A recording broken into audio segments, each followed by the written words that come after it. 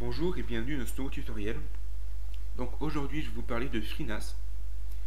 Donc FreeNAS est un live CD qui installable sur une clé USB ou un disque dur, qui transforme un PC personnel en un serveur de fichiers. Donc un serveur de fichiers, c'est quelque chose qu'on va brancher à un routeur par exemple ou à une Livebox et qui va nous permettre de partager un disque dur sur le réseau. Donc FreeNAS nous permet de faire ça. Et l'avantage avec FreeNAS, c'est qu'il est détecté par tous les OS. C'est-à-dire qu'une fois qu'on a fait notre serveur de fichiers, il va être détecté par Linux, Windows et macOS sans trop se galérer en fait. Donc en fait, FreeNAS, ça permet de faire, comme son nom l'indique, un NAS. C'est totalement gratuit et libre, c'est pour ça que j'ai choisi. Donc un NAS, c'est ce que je viens d'expliquer précédemment en fait, c'est une unité de stockage qui est reliée à un routeur. Et on partage ça sous le réseau, donc c'est-à-dire que tous les ordinateurs du réseau auront accès à ça et pourront partager des fichiers et les recevoir. Ensuite, dans ce tutoriel, je vais vous parler de la technologie RAID. On va faire un RAID 1. Donc en fait, la technologie RAID, c'est une technologie qui permet de constituer une unité de stockage à partir de plusieurs disques durs. Donc ça, c'est la définition un peu officielle. Plus simplement, il y a 6 niveaux de RAID. Moi, je vais vous parler du RAID 1. Et le RAID 1, il a pour but de dupliquer une information. C'est-à-dire qu'on va avoir deux disques durs.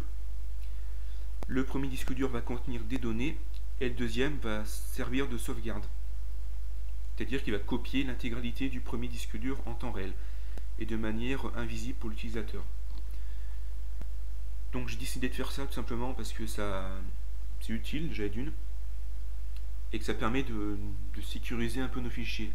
C'est-à-dire que si un disque dur crame, on aura toujours le deuxième pour récupérer les données. Donc sans plus attendre, on va commencer. La première chose à faire, c'est qu'on tape FreeNAS dans Google, on recherche, on tombe sur le site officiel qui est freenas.org. On clique dessus. Donc là on a le site, on clique sur téléchargement. Donc là automatiquement détecter notre langue, je suppose. Et on va télécharger une version de FreeNAS. Donc moi j'ai pris une version, il me semble, Live CD ici. Et j'ai pris celle-ci. J'ai pas pris la dernière parce que quand j'ai testé, il n'y avait pas cette version-là. La première, elle n'y était pas encore, il me semble. Donc on va tester la troisième. Donc on clique sur téléchargement. On est redirigé vers un site et le téléchargement va commencer. Comme d'habitude, il n'y a pas de grosses difficultés là-dedans. Donc moi j'ai déjà mon image sur le bureau, donc je n'ai pas besoin de la télécharger. Un avantage avec FreeNAS, c'est qu'il n'a pas besoin de beaucoup de ressources pour fonctionner. C'est-à-dire que si vous recyclez un vieux PC, ça fonctionne parfaitement. Tout ce qui est important en fait, c'est le stockage. Donc il faut des gros disques durs. Dans ce tutoriel, on aura besoin de deux disques durs identiques de préférence. Je vais vous expliquer un peu plus loin, c'est justement pour ce système de RAID 1. Donc vous allez comprendre par la suite. Donc pour ce tutoriel, moi j'utilise VirtualBox qui permet de faire une machine virtuelle pour vous montrer comment on fait. Donc là en fait, c'est comme si j'avais un deuxième ordinateur et que je vous montre comment on fait, quoi. Donc vous vous occupez pas trop de ça. Donc là j'ai un exemple d'une fois installé. Et puis voilà. Donc là je vais fermer mon installation en cours. On éteint à l'arrache, voilà. Donc là je vais créer un nouveau PC en guillemets. Donc après les tutos FreeNAS. Système d'exploitation c'est un BSD, FreeBSD, parce que FreeNAS est basé sur FreeBSD. La taille de la mémoire vive, donc moi je vais mettre 512 MO. Il me semble que FreeNAS fonctionne avec 96 MO de RAM, ça suffit. Donc c'est pour vous montrer que c'est vraiment pas beaucoup, quoi. Donc on fait suivant. On va créer un disque dur, un nouveau disque dur. Donc en fait il faut savoir que FreeNAS il peut être installé sur une clé USB et je vais vous expliquer pourquoi on fait ça en fait. Donc là je vais créer un disque dur à taille dynamique. Je vais créer un disque dur de 500 MO. Donc en fait FreeNAS, comme j'ai dit, il lui faut vraiment peu de choses pour fonctionner. Donc 500 MO d'espace c'est largement suffisant. Donc pourquoi je prends 500 MO? Parce que là on va dire que c'est une clé USB. Donc pourquoi installer FreeNAS sur une clé USB? Tout simplement pour éviter d'avoir installé un autre disque dur dans la machine. Généralement les disques durs sont utilisés pour le stockage, on n'a pas besoin d'installer le système dessus. Donc ce qu'on fait généralement, c'est qu'on installe FreeNAS sur une clé USB, on branche ça dans la machine, on laisse tourner sans la débrancher, et on a les disques durs à côté qui servent pour le stockage. Donc voilà. Donc là je fais un disque dur de 500 MO pour vous montrer que ça tient sur peu d'espace. On fait suivant et on fait terminer. Donc là on termine, et là j'ai mon tuto FreeNAS qui est disponible. Donc maintenant ce que je vais faire, c'est que je vais créer deux autres disques durs pour vous montrer le système du RAID 1. Donc je fais nouveau, suivant, taille dynamique. Je vais créer un disque dur de 2 Go, donc on va l'appeler HDD 1. Suivant, voilà. J'en crée un deuxième que je vais appeler HDD 2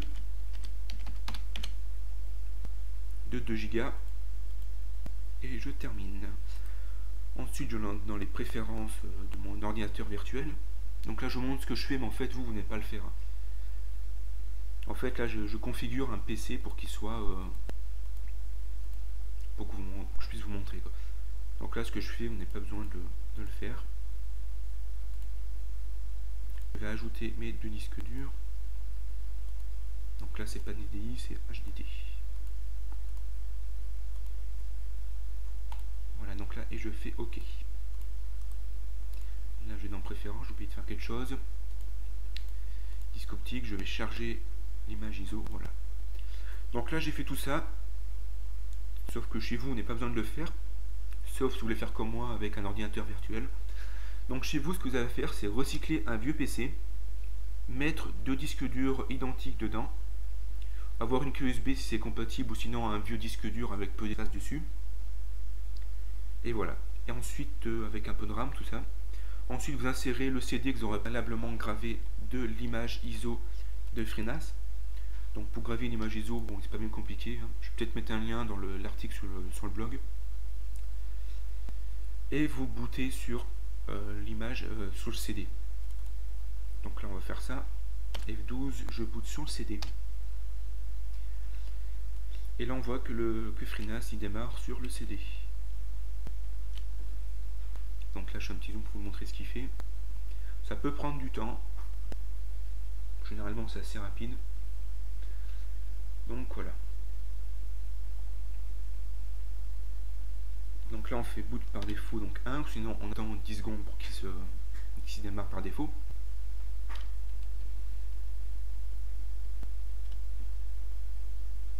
On attend un peu qu'il démarre. Donc là il met plein de trucs à l'écran, mais on s'en fout un peu en fait. On n'a pas besoin de savoir ce que c'est. Ça peut être utile si si ça plante, ça peut vous donner des informations.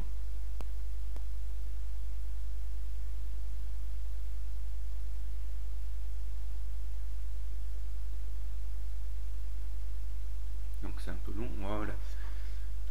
Donc là il n'y a pas d'interface graphique, c'est pas comme Ubuntu, hein, c'est pas très sympathique à voir, mais c'est assez simple d'utilisation. Donc nous, ce que l'on veut faire, c'est installer le logiciel. Donc on clique sur 9. Donc on tape 9 sur le clavier, on fait ça. Donc ensuite, là, il y a une interface un peu plus sympa. Donc c'est pour ça que j'ai pris cette version. Je vais revenir au site de FreeNAS. C'est pour ça que j'ai pris une version Live CD. Sinon, je crois que c'est en ligne de commande. Si on prend la deuxième version, il me semble que c'est en ligne de commande, mais ça prend moins de place. Je suis pas sûr mon coup là, mais je pense que c'est ça. Donc là, moi, je choisis une version un peu plus sympathique. Donc on va choisir l'option numéro 3, parce qu'on veut installer l'OS sur un petit disque dur avec les données et la partition swap. On fait ça. Là, on laisse par défaut.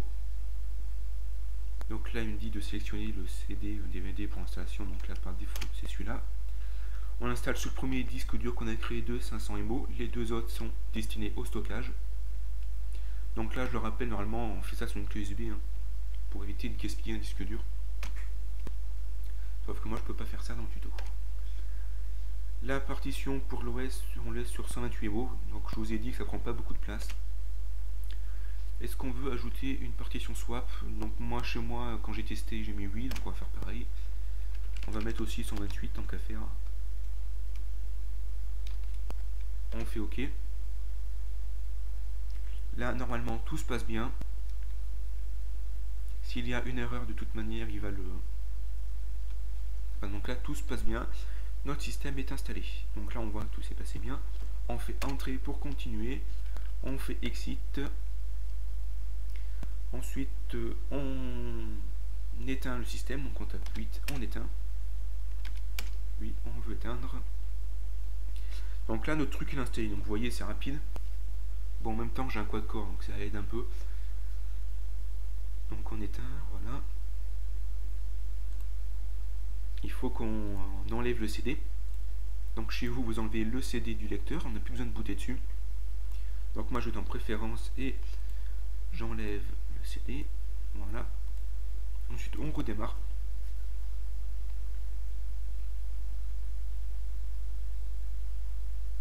Voilà, et là il démarre.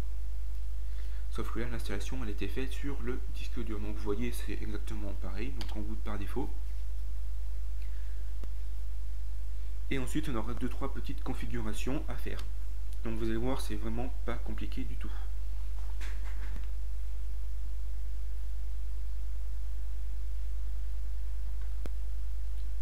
Donc normalement c'est un tout petit peu plus rapide. Donc voilà. Première chose à faire c'est qu'on va assigner une interface réseau. Donc c'est-à-dire notre carte Ethernet. Donc on va dans 1. Donc là, par défaut, c'est bon, on l'a trouvé tout seul, donc on fait juste OK. Donc là, il me dit de sélectionner une carte réseau optionnelle. Donc moi, étant donné que j'en ai pas deux, je vais faire None et je termine. Là, il me dit que si je veux continuer, donc je fais OK.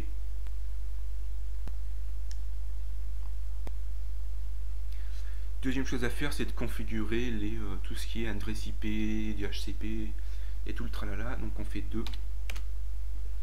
Donc là il me demande si je veux utiliser un serveur DHCP pour configurer automatiquement l'interface. Donc si c'est branché à une Livebox, on peut laisser, normalement il attribue une IP automatiquement. Donc là si on choisit ça, ça fait tous les réglages tout seul. Donc moi j'ai déjà testé, donc j'ai pas utilisé ça l'autre fois, donc je vais faire comme l'autre fois. Donc moi j'ai fait non. Donc là j'entre une adresse IP de la machine, donc là j'ai mis 20. Donc 192.168.1.20. On fait entrer, donc là le masque sur réseau c'est ça, on laisse sur 24. Donc là il faut que j'entre l'adresse IP de mon serveur, en fait du routeur, donc c'est 192.168.1.1. donc ça en fait c'est l'adresse de ma Livebox. Pareil pour les DNS. Donc vous mettez votre box. Il me demande si je veux une IPv6 pour cette interface, donc IPv6 j'en ai pas mais je veux quand même mettre 8. Est-ce que, ouais, auto-configuration. Et puis c'est tout. Donc vous voyez que c'est vraiment pas compliqué du tout. Donc si vous avez choisi DHCP, vous avez une adresse IP différente de la mienne qui commence par 10. Donc moi j'aime pas trop ces adresses IP là, moi je suis habitué à mon 192.168.1. quelque chose, donc je laisse toujours comme ça. Donc là il me dit que je peux accéder à une interface graphique via un navigateur en accédant à l'adresse ici et qu'il faut faire entrer pour continuer. Donc on fait entrer. Ensuite je vais dans mon navigateur, je tape l'adresse IP que j'ai configurée avant, donc 192.168.1.20. Un petit zoom pour vous montrer. On peut rajouter les 2.80 mais ça le fait tout seul normalement. Et là on est directement connecté à notre FreeNAS. Donc normalement il vous demande un mot de passe. Donc le login c'est admin et le mot de passe c'est FreeNAS. Donc moi étant donné que je suis déjà connecté avant, il a peut-être bien en mémoire. Donc là c'est en anglais, donc la première chose à faire c'est qu'on va essayer de mettre ça en français, donc système général. Donc là vous pouvez changer votre username, c'est-à-dire votre nom pour vous connecter. Ici. Votre mot de passe il est là, password. Vous pouvez le changer comme ça. Donc ensuite langage, moi je veux du français. Donc où est-ce que c'est? French. Et on se fait sauvegarder.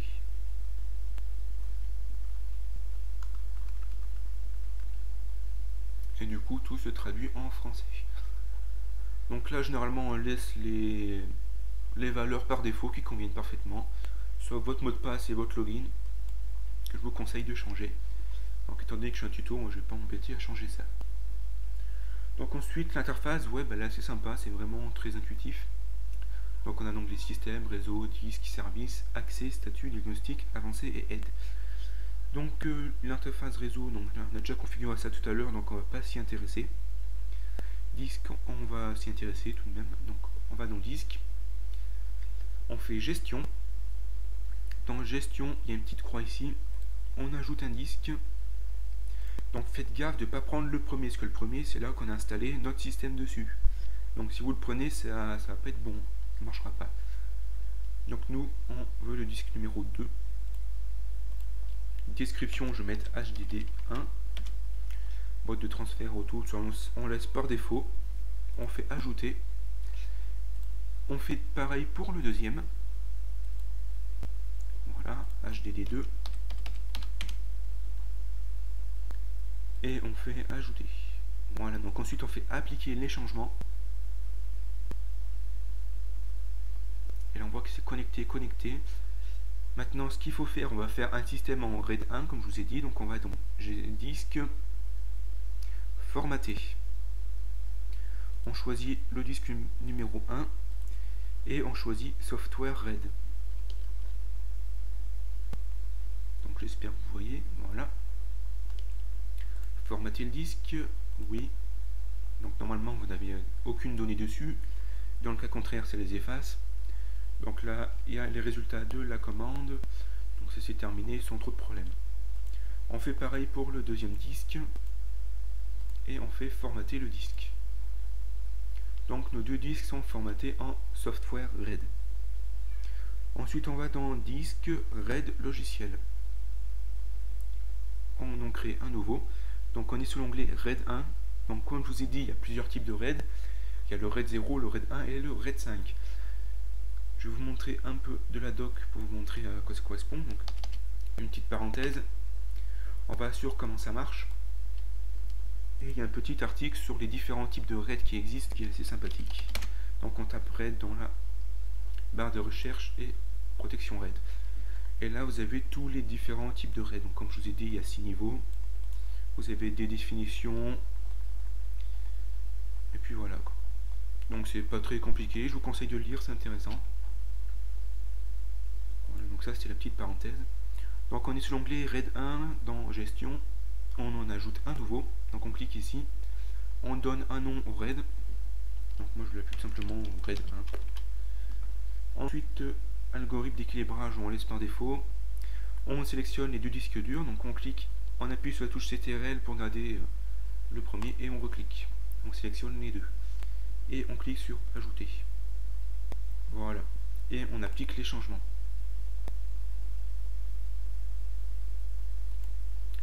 Donc ça c'est fait. Ensuite on retourne dans disque et on retourne dans formater. Je sais que c'est compliqué.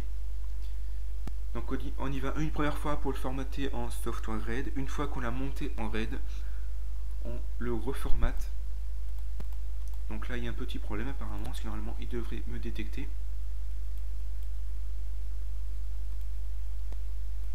Donc là il a eu un petit problème. Donc je vais recommencer.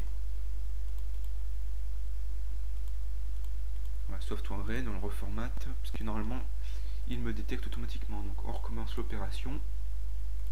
Voilà. Ah oui. Donc on va dans RAID logiciel, on recommence. Hein. Excusez-moi, j'ai vu une petite erreur je pense. On clique sur ajouter. On donne un nom, donc RAID 1. On sélectionne les deux, et voilà, c'est la petite case que j'ai oublié de cocher ici. Donc n'oubliez pas de cocher la case initialisée, ici, en bas. Ça effacera toutes les données, tout ça. Et là on fait ajouter, et là ça fonctionne, voilà, appliquer les changements. Et là le statut il est passé sur complete, voilà, donc là c'est bon. Donc ne pas oublier de cocher la petite case. Donc on retourne dans le disque, on va dans formater du coup. Et là du coup il nous dit qu'il y a un seul disque dur, c'est le RAID 1. Donc vous voyez que ça a changé comparé à l'autre fois. Donc on sélectionne celui-là, on l'a sur UFS. Je crois que c'est le système par défaut de FreeBSD, il me semble. Je connais pas FreeBSD, donc je pourrais pas trop vous renseigner là-dessus. Et on fait formater le disque. Donc là, on fait OK. On regarde vite fait la commande, donc ça s'est bien passé, il n'y a pas d'erreur. Ensuite, on retourne dans l'onglet disque, on fait point de montage. Maintenant qu'on a formaté tout ça, il faut monter notre disque dur. C'est comme sur Ubuntu. Monter le disque dur, ça veut dire le lancer en fait, hein, tout simplement. Donc disque, point de montage, la petite croix ici. On sélectionne, donc on laisse sur disque en type. Le disque, on sélectionne notre RAID 1. Partition, on laisse par défaut. Numéro de partition par défaut. Système de fichiers par défaut. Point de montage. Nom du point de montage, on va l'appeler RAID 1 pour rester original. Ensuite, on peut laisser tout par défaut. Pour un réseau, la maison, ça suffit largement. On fait ajouter et appliquer les changements. Le statut est sur OK, donc là notre RAID 1 est opérationnel. Donc on en a fini pour les disques. Donc là vous avez deux disques durs en RAID 1. Si vous avez un seul disque dur, je pense que vous faites exactement pareil, sauf que lors tout formaté pour la première fois, vous choisissez UFS, hein, je pense. Donc voilà, donc c'est pas bien compliqué, il suffit de bidouiller un peu. Donc la place, à la place de formater en software RAID, vous formatez directement en UFS, hein, si vous ne voulez pas faire de RAID, vous voulez juste partager un disque dur tout simple. Donc là c'est aussi une option chiffrement, donc là c'est pas franchement utile, hein, étant donné que notre système RAID sera protégé derrière le pare-feu de la Livebox. Ensuite on va dans service et on active le service, le premier là. Donc SIF SMB. On clique sur la petite case activer en haut à droite. On laisse par défaut, donc anonyme. Donc NetBIOS, FreeMAS, on laisse tout par défaut. Ça fonctionne correctement. On va pas trop se prendre la tête avec toutes les données quoi. Donc là c'est bon. Ensuite on va dans le deuxième onglet qui est partage, qui est ici. Réglage, ensuite il y a partage. On clique dessus, on ajoute un partage. Donc on va l'appeler le partage RAID 1. En commentaire, je sais pas quoi mettre. Et le chemin d'accès, on va partager l'intégralité de notre RAID 1. Donc on clique ici, là, sur les trois petits points, et on sélectionne le RAID 1. On fait OK. Donc si vous sélectionnez lecture seule, comme c'est indiqué, on ne pourra pas créer des dossiers dedans. Enfin, les lecteurs, les simples utilisateurs ne pourront pas. Donc c'est pas utile dans notre cas en fait. Nous on veut partager des données et pouvoir faire un disque que tous les ordinateurs puissent se connecter dessus en fait. C'est le but de ce tuto. Donc on laisse par défaut aussi, hein. On fait ajouter. Donc il me dit que l'attribut commentaire est requis. Donc je vais en commentaire, je vais marquer RAID 1 parce qu'il veut son commentaire. On fait ajouter et appliquer le changement comme d'habitude. Et là apparemment tout fonctionne. Donc là partage est configuré, réglage et tout c'est configuré. Et pour tester si ça fonctionne, bah, tout ce qu'on a à faire en fait, c'est d'aller voir dans raccourci réseau. Et là on voit bien qu'on a plusieurs trucs qui sont créés. Donc là c'est un peu le bordel en fait, hein. On a plusieurs trucs qui sont créés. Donc là on voit que c'est compatible avec le réseau Windows. Ce qui nous détecte avec un réseau Windows. On va sur FreeNAS et normalement on a notre RAID 1. Donc lequel, s'il veut bien.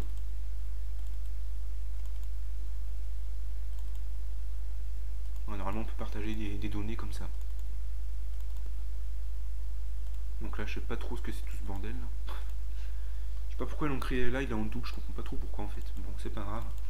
Donc si on va là-dedans, normalement on peut créer des données, voilà, RAID 1. Le RAID 1 est détecté. Et quand on met ces données sur le RAID 1, elles seront copiées sur le premier disque dur et sur le deuxième. Sauf que ça se fait de manière totalement, comment dire, transparente. Donc si je vais créer, je peux créer des trucs, hein, je sais pas quoi prendre. On va copier ce fichier ZOT. Donc là on voit que je peux copier des fichiers, ça sauvegarde automatiquement et tout. Et puis voilà. Donc maintenant je vais m'attarder un peu sur FreeNAS, comme je vous ai dit, c'est vraiment complet comme logiciel. Notamment dans les services. Donc on peut faire un FTP de la même manière. C'est-à-dire accéder à notre disque dur via le FTP. Donc il suffit d'activer. Et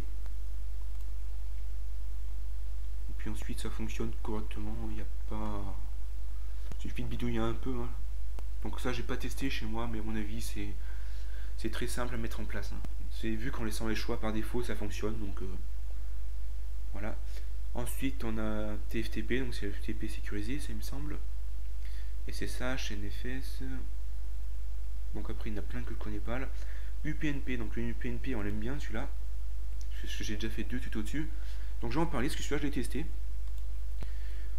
Donc on peut faire activer et on peut partager notre RAID 1 qu'on a créé via le protocole de l'UPnP. Donc c'est-à-dire qu'on pourra y accéder via notre PS3, notre Xbox, notre Arcos et tous les appareils mobiles qui possèdent l'UPnP. Donc c'est très pratique, surtout quand on a le Wi-Fi avec la Xbox. Donc là, non, on va l'appeler FreeNAS, interface du M0, ça convient. Le port, on laisse par défaut aussi. Répertoire de base de données, et ben on sélectionne le RAID 1. On fait OK. Le contenu, on fait pareil, RAID 1. On fait OK. Ajouter. Profil standard, active transcodage, non, on n'active pas. Interface web, on peut l'activer, comme ça on pourra gérer ça via une interface web. On fait sauvegarder et redémarrer. On peut aller faire un tour sur l'interface web, donc là on peut configurer 2-3 petites choses. Donc on a des informations, des options. Je sais pas trop à quoi ça sert honnêtement, mais ça fonctionne. Donc voilà, en faisant ça, donc là si je prends mon Arcos, je vais peut-être une petite vidéo juste après, hein, je sais pas, j'hésite.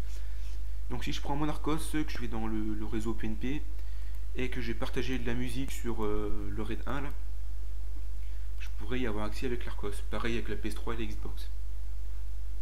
Donc voilà, je voulais juste en venir là. Donc vous voyez que c'est vraiment complet comme logiciel. Il y a encore d'autres trucs sympas, iTunes. Donc j'ai pas d'iPod, j'ai pas de tout ça, donc je pourrais pas trop vous dire à quoi ça sert. Mais je pense que ça fonctionne sur le même principe que le PNP. Hein. Ça doit être un moyen pour partager des données avec les iPods. Ensuite DNS dynamique, je sais pas trop ce que c'est, on s'en fout pour le moment. Serveur web, ça c'est intéressant aussi. C'est-à-dire qu'on peut ajouter des pages web et faire un petit site en intranet. Donc avec le protocole HTTP comme d'hab. La racine du document, c'est-à-dire c'est là qu'on va placer, on va faire un dossier par exemple dans RAID 1 avec un site. J'ai peut-être un truc qui traîne par là pour vous montrer. J'ai peut-être un vieux tuto qui traîne, on ne sait pas. Je vais chercher ça.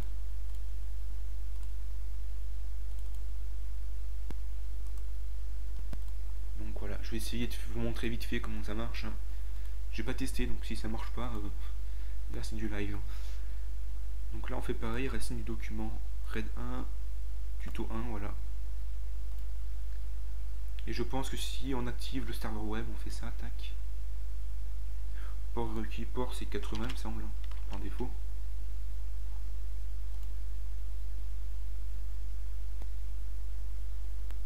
Code erreur 1. Donc là je comprends pas trop pourquoi il veut pas m'activer le port. Pour ça alors, on va essayer. Voilà. Donc en fait le port 80 doit être déjà utilisé, donc on peut pas du coup. Donc du coup si je vais sur 192.168.1, 2.100, je pense qu'il m'affiche ma page web. Voilà, sauf que là, vu que j'ai des problèmes d'include, là, ça va pas le faire. Donc en fait, c'est aussi simple que ça. Mais tiens, avec le tuto de l'avatar que j'ai fait l'autre fois.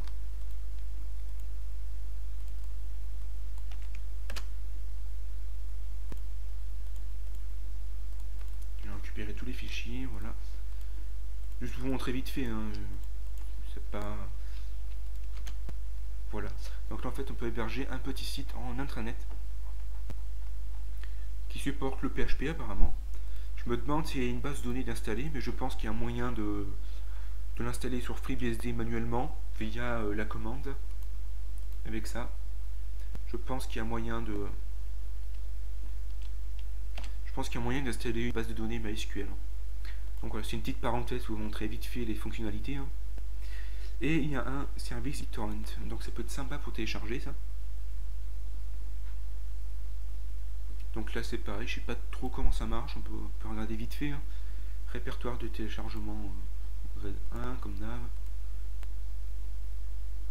Répertoire de configuration, pareil. Hein. Donc je vous conseille de créer des dossiers, des sous-dossiers là-dedans, comme ça, ça va être vite fait le bordel. Donc là on laisse par défaut. Admin, on va mettre... Qu'est-ce que je vais mettre comme mot de passe? FreeNAS. Sauvegarder et redémarrer. Donc là si j'accède à l'interface web, qu'est-ce que ça me fait? J'ai jamais testé, je vous montre en live. Donc j'ai mis admin et FreeNAS. Et apparemment on a un client BitTorrent. Donc on peut télécharger de manière comme ça. Donc ça peut être vraiment très sympathique. Hein. Franchement, si vous recyclez un vieux PC avec du stockage, avec beaucoup de stockage, un petit Proco et puis un peu de RAM, franchement, il va y faire des trucs intéressants avec ça. Donc on peut télécharger des fichiers automatiquement, donc on laisse ça sous le lit par exemple, on laisse l'ordi allumé sous le lit sans clavier, sans écran. On peut télécharger via BitTorrent, on peut faire un petit site en intranet, on peut partager des données, on peut faire un réseau en UPnP, en FTP. Franchement c'est vraiment très très pratique, en plus c'est très simple d'utilisation, il y a moyen de faire de belles choses avec ça. D'autant plus c'est très sympa parce qu'avec on télécharge les données puis on a directement accès via tout le réseau avec le service qui permet de le partager en fait. Donc c'est vraiment très utile. Donc ce logiciel est vraiment très complet, il y a vraiment beaucoup de choses à voir là-dedans. Donc moi je l'ai vaguement, j'ai bidouillé un peu, j'ai regardé. Donc là je vous ai montré les trucs que je connaissais.